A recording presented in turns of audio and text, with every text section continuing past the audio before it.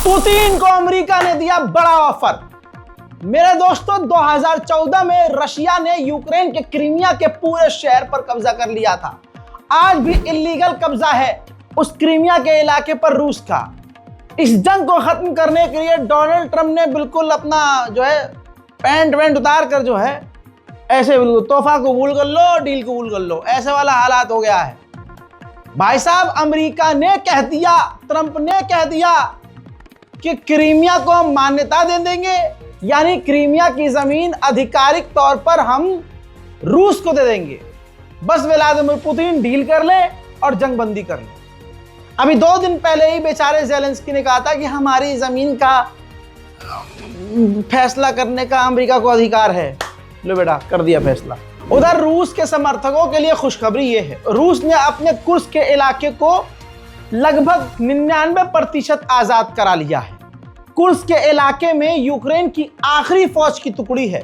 Russia उस आखिरी फौज की टुकड़ी से लड़ रहा है। के बाद यूक्रेन से कुर्स्क को खाली करवा लिया जाएगा और रूस अपने इलाके पर काबिज हो जाएगा। रशिया बहुत खतरनाक खेल खेल रहा है। कैसे, मैं बताता हूं। रूस के ही कुर्स्क के इलाके में नेटो के 30 अलग अलग देशों के अधिकारी वहां मौजूद हैं। वो कुर्स्क के इलाके में क्या कर रहे थे नहीं पता, लेकिन वो यूक्रेन के फुल समर्थक हैं। ऐसे में कुर्स्क के इलाके में उन नेटो के जो 30 अधिकारी हैं उनको घेरा हुआ है चारों तरफ से रूस की सेना ने। यूक्रेन सामने से कुछ भी कहे, लेकिन कुर्स्क के इलाके में बुरी तरह से हारा है यूक्रेन। इसी वजह से यूक्रेन के राष्ट्रपति ज़ेलेंस्की ने अपना आर्मी चीफ ही बदल दिया है। रशिया जंग खत्म करने के मूड में नहीं है।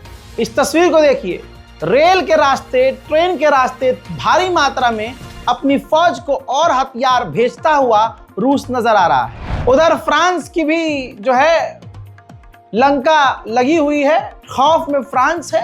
फ्रांस ने ऐलान किया है, इमैनुअल मैक्रोन ने, कि हम बहुत जल्द मोबिलाइजेशन का प्लान सामने रखेंगे, यानी आम लोगों को सेना में भर्ती करने का ऑपरेशन शुरू करेंगे। उधर बर्तानिया के प्रधानमंत्री ने क्लियर कर दिया है कि 10 देशों से लगभग 10,000 सैनिक इकट्ठा होंगे और वो यूक्रेन में तैनात होंगे।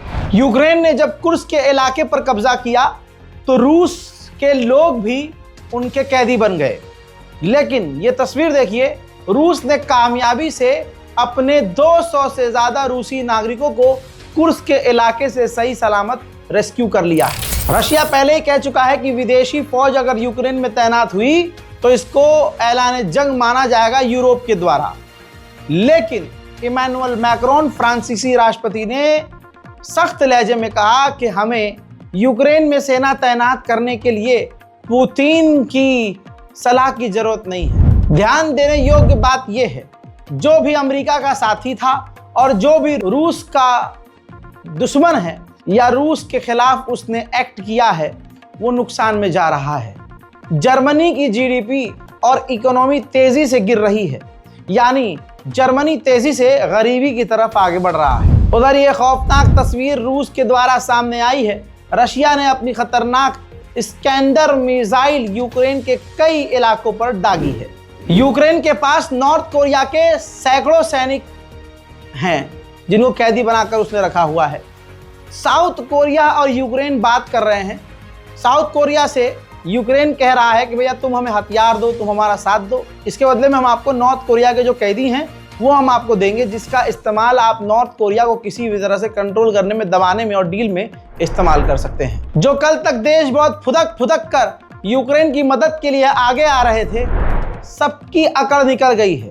अब स्लोवाकिया सामने आया और स्लोवाकिया ने कहा कि अब इससे ज्यादा यूक्रेन की मदद हम नहीं कर सकते। वहीं डोनाल्ड ट्रंप ने रूस को एक और बड़ा फायदा पहुंचा दिया है। जो इंटरनेशनल ऑर्गेनाइजेशंस, ह्यूमन राइट मिलकर अमेरिका के साथ यूक्रेन में रूस के वॉर क्राइम की इन्वेस्टिगेशन कर रही थी, उस ग्रुप से अमेरिका बाहर निकल रहा है। कनाडा में G7 की हो रही है मीटिंग, जिसके लिए कनाडा के प्रधानमंत्री ने यूक्रेन के राष्ट्रपति ज़ेलेंस्की को इनविटेशन दे दिया है। उधर रूस के इलाकों पर अभी भी यूक्रेन का MiG-29 सैकड़ों बम एक साथ गिरा रहा है। उधर डोनाल्ड ट्रंप ने कहा है कि कुर्स्क के इलाके में यूक्रेन के सैनिक घिरे हुए हैं, अगर मैं नहीं होता तो वो बचते ही नहीं। सुनिए। Tomorrow I'm speaking with President Putin of Russia to save some soldiers who are in deep trouble. They're captured. Essentially, they're surrounded by Russian soldiers.